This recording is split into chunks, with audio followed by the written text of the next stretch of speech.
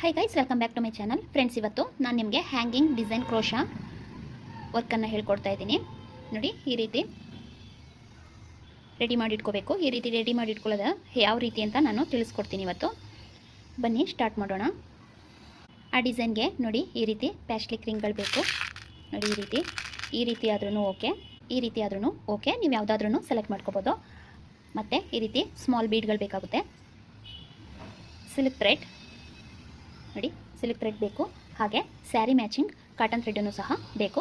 ನಾನು ಹಾಕ್ತಾ ನಿಮಗೆ ವಿವರವಾಗಿ ಎಲ್ಲನೂ ಹೇಳ್ಕೊಡ್ತೀನಿ. ಬನ್ನಿ ಈಗ ಸ್ಟಾರ್ಟ್ ಮಾಡೋಣ. ನೋಡಿ, ಈ ರೀತಿ ರಿಂಗ್ ಬೀಡ್ನ ತೊಗೊಳ್ತಾ ಇದ್ದೀನಿ. ನೋಡಿ, ಸ್ಟಾರ್ಟಿಂಗ್ ಈ ರೀತಿ ವರ್ಕನ್ನು ಮಾಡೋದಕ್ಕೆ ನೋಡಿ 8 ಎಳೆ ದಾರನ ತೊಗೋಬೇಕು. ಈ ರೀತಿ ಸ್ಟಾರ್ಟಿಂಗಲ್ಲಿ ವರ್ಕ್ನ ಮಾಡಬೇಕು. ಅದಕ್ಕೆ ನಾವು 8 ಎಳೆ ದಾರನ ತೊಗೋಬೇಕು. ನೆಕ್ಸ್ಟ್ ಬೀಡ್ ಆ್ಯಡ್ ಮಾಡ್ತೀವಲ್ವ, ಅದಕ್ಕೆ ಜಾಸ್ತಿ ದಪ್ಪ ಆಗುತ್ತೆ ಅಂತ ಅಲ್ಲಿಗೆ 6 ಎಳೆ ಮಾತ್ರ ತೊಗೊಳ್ಳಿ ಸಾಕು. ಈ ವರ್ಕಿಗೆ 8 ಎಳೆ ತೊಗೊಳ್ಳಿ, ಈ ವರ್ಕಿಗೆ 6 ಎಳೆ ತೊಗೊಳ್ಳಿ. ನೋಡಿ, ಈಗ ನಾನು 8 ಎಳೆ ದಾರನ ರೆಡಿ ಮಾಡಿ ಇಟ್ಕೊಂಡಿದ್ದೀನಿ. ಈಗ ಈ ರೀತಿ ಬೀಡ್ ಒಳಗಡೆ ಹೀಗೆ ಹಾಕ್ಕೊಂಡು ಒಂದು ನಾಟ್ ಹಾಕೊಳ್ಳೋಣ. ಮತ್ತು ಇನ್ನೊಂದು ನಾಟ್ 2 ಸಲ ಗಂಟು ಹಾಕೊಳ್ಳಿ. ಹೀಗೆ ಈ ರೀತಿ ಗಂಟು ಹಾಕ್ಕೊಂಡು ಈಗ ಥ್ರೆಡನ್ನು ಇಲ್ಲಿ ಗಂಟು ಹಾಕಿದ್ದೀವಿ ಅಲ್ವಾ, ಇದರೊಳಗಡೆ ಹೀಗೆ ಹೋಗಿ ಮೇಲೆ ದಾರನ ತಂದು ಹೀಗೆ 2 ಸಲ ಚೈನ್ನ ಮಾಡ್ಕೋಬೇಕು. 1 2 ಈ ರೀತಿ 2 ಚೈನ್ನ ಮಾಡ್ಕೊಳ್ಳಿ. ಇದು ಹಾಗೇ ಇರಲಿ ಥ್ರೆಡ್ಡು. ಇದನ್ನು ಹೀಗೆ ರಿಂಗ್ ಹತ್ರನೇ ಇಟ್ಕೊಳ್ಳಿ. ಈಗ ನೋಡಿ, 2 ಚೈನ್ ಆದಮೇಲೆ ಕ್ರೋಶ ಮೇಲೆ 1 ಸಲ ದಾರನ ತಗೊಂಡು ಈಗ ಬೀಡ್ ಒಳಗಡೆ ಹೋಗಿ ದಾರನ ತಂದು ಎರಡರಲ್ಲೊಂದು ಈ ರೀತಿ, ಇದು ಹಾಗೇ ಇರಲಿ ಥ್ರೆಡ್ಡು, ಅದನ್ನು ಅದರೊಳಗಡೆ ಸೆಕ್ಯೂರ್ ಆಗಿ ಹಾಕೊಂಡು ಹೋಗೋಣ. ಹಾಗೆಯೇ ನೋಡಿ, ಈ ರೀತಿ ಡಬಲ್ ಕ್ರೋಶ ಕಂಬನ ಮಾಡ್ಕೋಬೇಕು. ಇದಕ್ಕೆ ಎಷ್ಟು ಹಿಡಿಯುತ್ತೆ ಅಷ್ಟನ್ನು ನೀಟಾಗಿ ಫಿಲ್ ಮಾಡ್ಕೋಗಿ. ಏಕೆಂದರೆ ಎಲ್ಲರ ಹತ್ರನೂ ಒಂದೇ ಸೈಜ್ ರಿಂಗ್ ಇರೋದಿಲ್ಲ. ಒಬ್ಬರ ಹತ್ರ ಚಿಕ್ಕದಿರುತ್ತೆ, ಒಬ್ಬರ ಹತ್ರ ದೊಡ್ಡದಿರುತ್ತೆ. ಹಾಗಾಗಿ ಇಷ್ಟೇ ಅಂತ ಕೌಂಟಿಂಗ್ ಹೇಳೋಕ್ಕಾಗಲ್ಲ. ನಿಮಗೆ ಎಷ್ಟಾಗುತ್ತೆ ಫಿಲ್ ಆಗೋಷ್ಟು ಮಾಡ್ಕೊಳ್ಳಿ ಸಾಕು.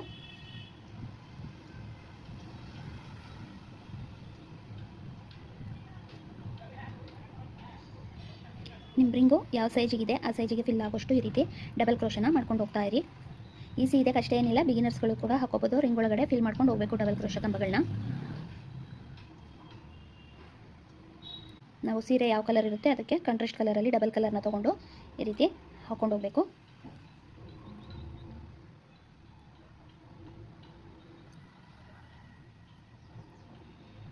ಎಷ್ಟು ಈಗ ಥ್ರೆಡ್ ಒಳಗಡೆ ಸೇರಿಕೊಂಡಿದೆ ಹಾಕ್ಕೊಳ್ತೀನಿ. ನಾನು ಆದ್ರೂ ಫುಲ್ ಹಾಕ್ಕೊಳ್ತೀನಿ ಅಲ್ಲಿ.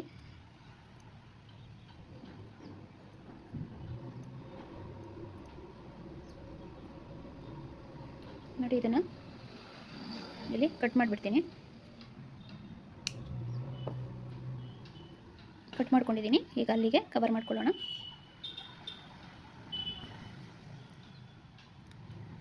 ಅದು ಒಳಗಡೆ ಸೇರ್ಕೊಳ್ಳೋದ್ರಿಂದ ಸೆಕ್ಯೂರ್ ಆಗಿರುತ್ತೆ, ಬಿಚ್ಕೊಳ್ಳೋದಿಲ್ಲ. ಅದಕ್ಕೋಸ್ಕರ ಹಾಗೆ ಒಳಗಡೆ ಸೇರಿಸ್ಕೊಂಡೇ ಫಿಲ್ ಮಾಡ್ಕೊಂಡು ಹೋಗ್ತಾ ಇರೋದು.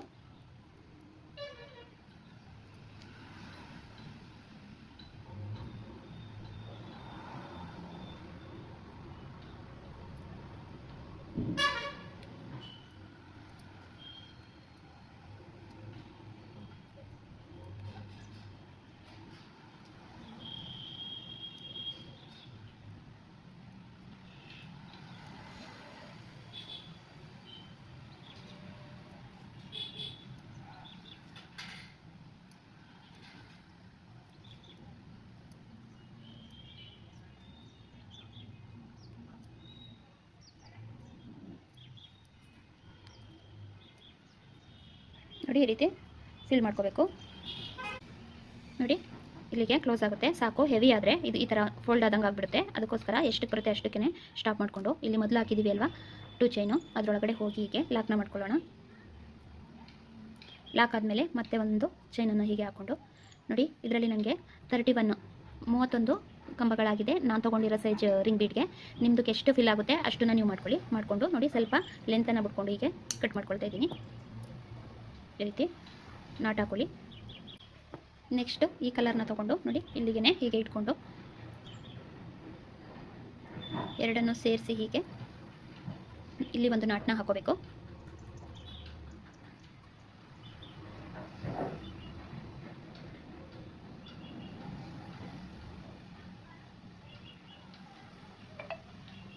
ಈ ರೀತಿ ನಾಟ್ ಹಾಕೊಳ್ಳಿ. ಈಗ ಹಾಕ್ಕೊಂಡು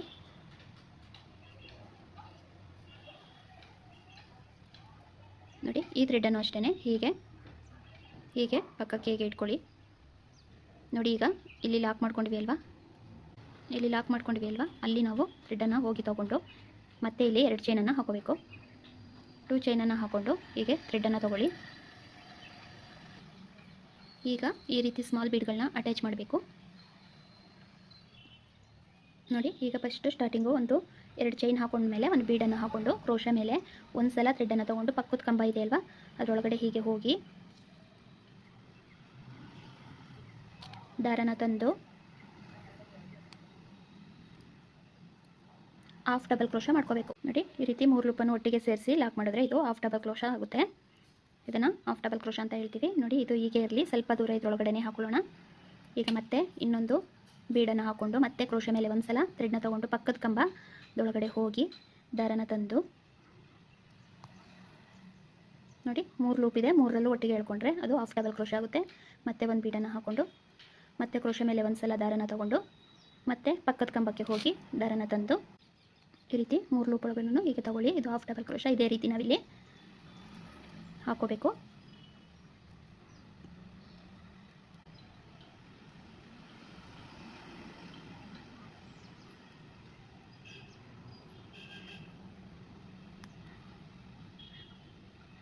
ನೋಡಿ ಸ್ವಲ್ಪ ದೂರ ಹಾಕೊಂಡಿದ್ದೀನಲ್ವಾ, ಈ ಥ್ರೆಡನ್ನು ರಿಮೂವ್ ಮಾಡಿಬಿಡೋಣ, ಕಟ್ ಮಾಡಿಬಿಡೋಣ. ನೋಡಿ ಈ ರೀತಿ ಕಟ್ ಮಾಡ್ಕೊಂಡಿದ್ದೀನಿ ನಾನು. ಈಗ ಮತ್ತೆ ಇನ್ನೊಂದು ಬೀಡನ್ನು ಹೀಗೆ ಹಾಕ್ಕೊಂಡು ನೆಕ್ಸ್ಟ್ ಕಂಬದೊಳಗಡೆ ಹೋಗಿ ನೋಡಿ ಇದರಲ್ಲಿ ನಾವೀಗ 12 ಬೀಡ್ಗಳನ್ನ ಆ್ಯಡ್ ಮಾಡ್ಕೊಂಡು ಹೋಗಬೇಕು.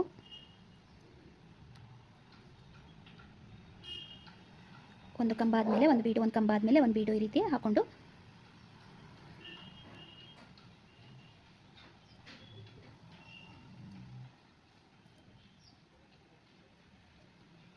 ಈಗ 12 ಬೀಡ್ ಆಯಿತು. ಲಾಸ್ಟ್ ಬೀಡು ಹೀಗೆ ಹಾಕೊಳ್ಳೋಣ. ಹಾಫ್ ಡಬಲ್ ಕ್ರೋಶನ ಹೀಗೆ ಮಾಡಿಕೊಂಡು ನೋಡಿ ಲಾಸ್ಟಲ್ಲಿ ಒಂದು ಚೈನನ್ನು ಹಾಕ್ಕೊಂಡು ಇಲ್ಲಿ ಕಟ್ ಮಾಡ್ಕೊಳ್ಳೋಣ. ಈಗ ಈ ರೀತಿ ನಾಟ್ ಹಾಕೋಬೇಕು.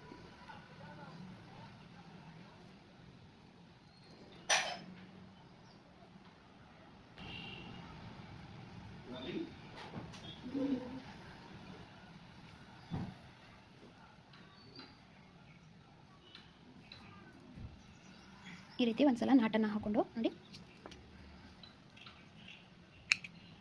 ಕಟ್ ಮಾಡ್ಕೊಬಿಟ್ಟು ಹಿಂದೆ, ಇದು ಫ್ರಂಟ್ ಅಲ್ವಾ, ಇದು ಫ್ರಂಟು, ಹಿಂಭಾಗಕ್ಕೆ ಈ ರೀತಿ ಗ್ಲೂ ಹಾಕಿ ಅಂಟಿಸ್ಕೋಬೇಕಾಗುತ್ತೆ.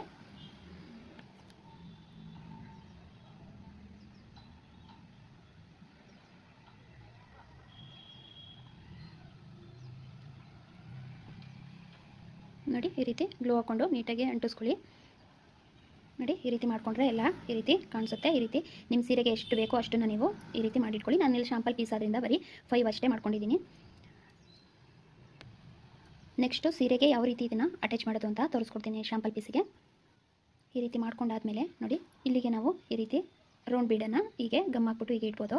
ಮತ್ತು ಈ ರೀತಿ ಎಲ್ಲ ರೆಡಿ ಮಾಡ್ಕೊಂಡಿದ್ದೀನಿ. ಆದರೆ ಇದಕ್ಕೆ ಹ್ಯಾಂಗ್ ಮಾಡೋದು ತೋರಿಸ್ಕೊಡ್ತೀನಿ ನಾನು ನಿಮಗೆ, ಅದಕ್ಕೋಸ್ಕರ ಇದೊಂದಕ್ಕೆ ಹಾಕ್ತಾಯಿಲ್ಲ. ನೋಡಿ ಈ ರೀತಿ ಹ್ಯಾಂಗ್ನ ಮಾಡ್ಕೋಬೇಕು ನಾವು ಸ್ಯಾರಿಗೆ. ನಾನಿಲ್ಲಿ 2 ಇಂಚಿಗೆ ಹಾಕ್ಕೊಂಡಿದ್ದೀನಿ. ನೀವು ಹತ್ರ ಆಗುತ್ತೆ ಅನ್ನೋದಾದರೆ 2.5 ಅಥವಾ 3 ಇಂಚಿಗೆ ಇಟ್ಕೊಳ್ಳಿ. ಏಕೆಂದರೆ ಟೆರಲ್ ಸ್ವಲ್ಪ ದೂರ ಇದ್ರೇ ಲುಕ್ ಬರೋದು. ಜಾಸ್ತಿ ಪಕ್ಕ ಹಾಕೋಬೇಡಿ, ಗ್ಯಾಪ್ ಅನ್ನೋದಿರಲಿ. ನಾನಿಲ್ಲಿ ನೋಡಿ 2 ಇಂಚಿಗೆ ಒಂದೊಂದು ಮಾರ್ಕನ್ನು ಮಾಡ್ಕೊಂಡಿದ್ದೀನಿ. ಹಾಗೆ ಮಾರ್ಕ್ನ ಮಾಡಿಕೊಂಡು ನೀವು ನೋಡಿ ಬಟ್ಟೆ ಕೆಳಗಡೆಯಿಂದ ಹೀಗೆ ಸೂಜಿನ ಹಾಕಿ ಹೀಗೆ ತಗೊಳ್ಳಿ. ಆಮೇಲೆ ಒಂದು ಬೀಡನ್ನು ಹಾಕೋಬೇಕು. ಈ ರೀತಿ ಬೀಡನ್ನ ಹಾಕ್ಕೊಂಡಾದ್ಮೇಲೆ ನೋಡಿ ನಾವು ಮಾಡ್ಕೊಂಡಿರೋಂಥ ನೋಡಿ ಇಲ್ಲಿ ನೀಟಾಗಿ ಹೀಗೆ ಇಟ್ಕೊಂಡು ಸೆಂಟರ್ ನೋಡ್ಕೋಬೇಕು. ಕರೆಕ್ಟಾಗಿ ಸೆಂಟರಿಂದನೇ ಹಿಂಭಾಗದಿಂದ ಮುಂಭಾಗಕ್ಕೆ ಸೂಜಿನ ಹಾಕಿ ಹಿಂದೆಯಿಂದ ಮುಂದಕ್ಕೆ ಸೂಜಿನ ಹೀಗೆ ಸೆಂಟರಲ್ಲೇ ಹೀಗೆ ಹಾಕೋಬೇಕು. ಹೀಗೆ ಹಾಕ್ಕೊಂಡು ನೋಡಿ ಈ ರೀತಿ ತೊಗೊಂಡು ಈಗ ಇಲ್ಲಿ 4 ಎಳೆ ಕಾಟನ್ ಥ್ರೆಡ್ನ ತೊಗೊಂಡು ಈ ರೀತಿ ಹಿಂದೆಯಿಂದ ಪಾಸ್ ಮಾಡಿ ಮತ್ತೆ ಇಲ್ಲಿ ಫ್ರಂಟಿಂದ ಬೀಡ್ ಒಳಗಡೆ ಹೋಗಬೇಕು. ಬೀಡ್ ಒಳಗಡೆ ಹೀಗೆ ತೊಗೊಳ್ಳಿ. ಈ ರೀತಿ ಆಗುತ್ತೆ ನೋಡಿ ಹ್ಯಾಂಗಿಂಗ್ ಥರ. ಮತ್ತು ಬಟ್ಟೆ ಒಳಗಡೆ ಹೀಗೆ ಹಾಕಿ ಮತ್ತು ಇನ್ನೂ ಒಂದು ಸಲ ಅದೇ ರೀತಿ ಹಿಂದೆಯಿಂದ ತೊಗೊಂಡು ಕರೆಕ್ಟಾಗಿ ಸೆಂಟರಿಗೆ ಹಾಕೊಳ್ಳಿ. ಹಿಂದೆಯಿಂದ ತೊಗೊಂಡು ಮತ್ತೆ ಬೀಡ್ ಒಳಗಡೆ ಹೋಗಿ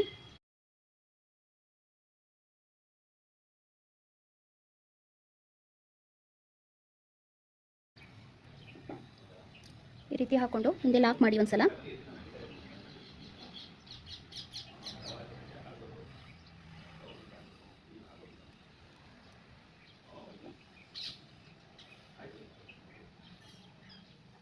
ಹೀಗೆ ಹಿಂದೆಯಿಂದ ನಾಟನ್ನು ಹಾಕ್ಕೊಂಡು ಮತ್ತೆ ನೋಡಿ ಹಿಂದೆಯಿಂದ ಈ ಕ್ರೋಶದೊಳಗಡೆ ಹೀಗೆ ತಗೊಳ್ಳಿ, ಮತ್ತೆ ಇಲ್ಲಿ ಹೀಗೆ ಹಾಕೊಳ್ಳಿ, ಸೆಂಟರ್ಗೇ ಇರಬೇಕು.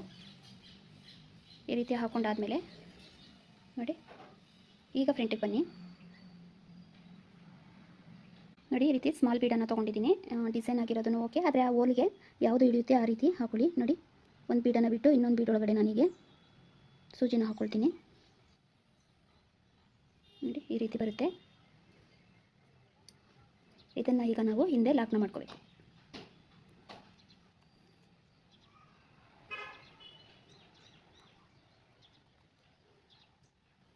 ಇಲ್ಲೊಂದು ಸಲ ಲಾಕ್ನ ಮಾಡಿಕೊಂಡು ಮತ್ತೆ ಬಟ್ಟೆಗೆ ನೀಟಾಗಿ ಲಾಕ್ ಮಾಡಿ.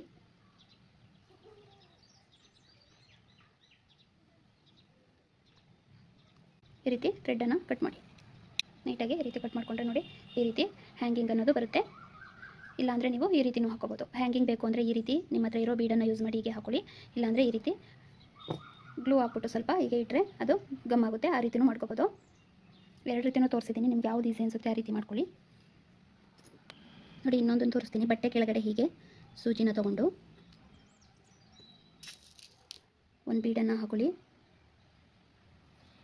ಬೀಡ್ ಹಾಕೊಂಡ್ಮೇಲೆ ನಾವು ರೆಡಿ ಮಾಡೋ ಇಟ್ಕೊಂಡಿರೋ ಟೆಸಲ್ನ ನೋಡಿ ಹೀಗೆ ಹಿಂಭಾಗದಿಂದ ಸೂಜಿನ ಹಾಕೋಬೇಕು. ಫ್ರಂಟಿಗೆ ಕರೆಕ್ಟಾಗಿ ಸೆಂಟರ್ ನೋಡಿಕೊಂಡು ಸೆಂಟರ್ಗೆ ಹಿಂಭಾಗದಿಂದ ಹೀಗೆ ಸೂಜಿನ ಹಾಕಿ ಹೀಗೆ ಇಟ್ಕೊಂಡು ನೋಡಿ ಇಲ್ಲಿ ನೋಡಿ ಹೀಗೆ ಬೀಡ್ ಒಳಗಡೆ ಮತ್ತೆ ಸೂಜಿನ ಹಾಕಿ ಹೀಗೆ ಎಳ್ಕೊಂಡ್ರೆ ಲಾಕ್ ಆಗುತ್ತೆ. ನೋಡಿ ಈ ರೀತಿ ಹ್ಯಾಂಗಿಂಗ್ ಥರ ಬರುತ್ತೆ.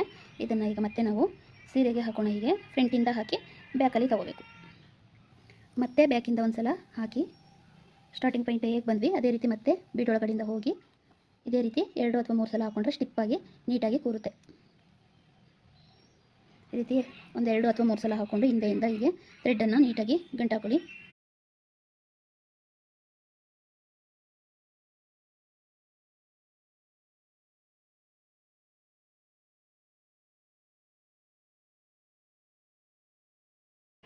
ಈ ರೀತಿ ಕಟ್ ಮಾಡ್ಕೊಬಿಡಬೇಕು. ನೋಡಿ ಪೂರ್ತಿ ಹಾಕೊಂಡ್ರೆ ಈ ರೀತಿ ಕಾಣುತ್ತೆ. ನೀವು ಸ್ಯಾರಿ ಪೂರ್ತಿ ಹಾಕಿ ನೋಡಿ, ತುಂಬ ನೀಟಾಗಿ ಬರುತ್ತೆ. ನಾನು ಹಾಕಿರೋದೇನಾದ್ರು ಹತ್ರ ಆಯಿತು ಅನ್ಸಿದ್ರೆ ನಿಮಗೆ 2.5 ಅಥವಾ 3 ಇಂಚಿಗೆ ಒಂದೊಂದು ದೂರಕ್ಕೆ ಮಾರ್ಕ್ನ ಮಾಡಿಕೊಂಡು ಎಷ್ಟು ಟೆಸಲ್ ಬರುತ್ತೆ ನೋಡಿಕೊಂಡು ಅಷ್ಟನ್ನು ರೆಡಿ ಮಾಡಿ ಇಟ್ಕೊಂಡು ಆಮೇಲೆ ಈ ರೀತಿ ಅಟ್ಯಾಚ್ ಮಾಡ್ಕೊಳ್ಳಿ.